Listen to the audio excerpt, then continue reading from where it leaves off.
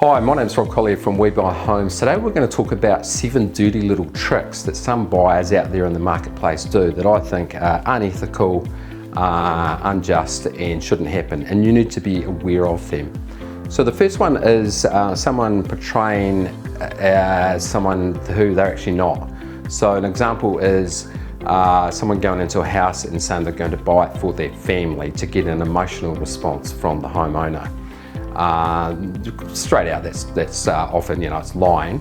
Rather than being straight up front about why you're looking to buy the house, whether it's a renovation, a development site, or whatever it might be. So that's the first thing, determining the motivation of the person who is buying your house. The second thing is lowball offers.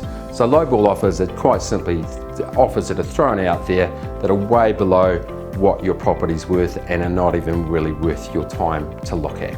The third thing you need to be aware of is great offers. Now it may sound a bit unusual saying that it's a problem to get a great offer, but it can potentially come with fish hooks. So if the great offer has a long due diligence clause of 4 to 6 weeks, then you need to be aware.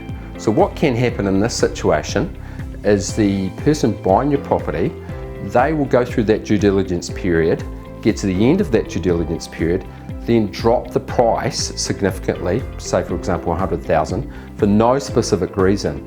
Now this can become a problem if you've set yourself up to move into another house and you have got no options on your current property and you need to sell at a discounted price.